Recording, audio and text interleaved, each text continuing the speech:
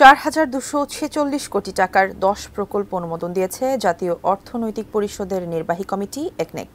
সরকারি পরিকল্পনা কমিশন কমপ্লেক্সে এনইসি সম্মেলন কক্ষে প্রধান উপদেষ্টা ও একনেকের চেয়ারপারসন ডক্টর মোহাম্মদ ইউনুসের সভাপতিত্বে অনুষ্ঠিত সভায় এ অনুমোদন দেয়া হয়। সম্রাট আনোয়ারের রিপোর্ট। বর্তমান সরকারের আমলে পঞ্চম জাতীয় অর্থনৈতিক পরিষদের নির্বাহী কমিটি একনেক সভায় বুধবার 10টি প্রকল্পের অনুমোদন দেয়া হয়। এসব প্রকল্পের মধ্যে আছে চট্টগ্রাম কর ভবন নির্মাণ, মোংলা বন্দরে পশুর চ্যানেলে সংরক্ষণ ড্রেজিং, বন্দরটির জন্য সহায়ক জলযান সংগ্রহ, সিলেট বিভাগে ভূপরিস্থ পানি ব্যবস্থাপনা ও ব্যবহারের মাধ্যমে কৃষি উৎপাদন বৃদ্ধি, ডুপিটিলা 1 ও কৈলাসটিলা 9 নম্বর কূপ খনন। এসব প্রকল্পের অনুমোদিত ব্যয় 4,246 কোটি 72 লাখ টাকা।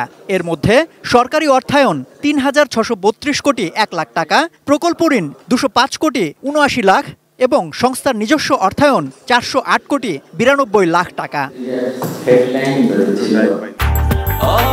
ব্রেকফাস্ট, টিফিন কিংবা স্ন্যাক টাইমে মজাদার আয়োজন মানে অল টাইম ব্রেড।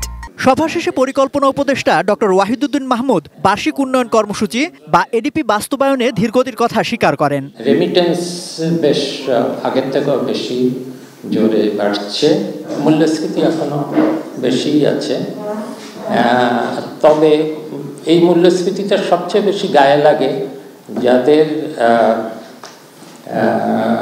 নির্দিষ্ট আয়ের মানুষ।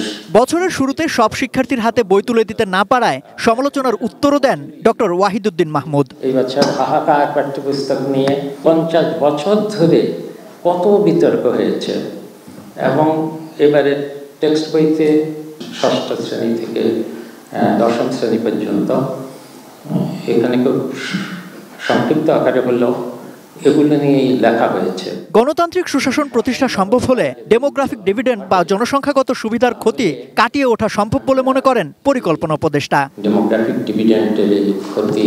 সম্রাট আনোয়ার, এটিএন নিউজ, ঢাকা।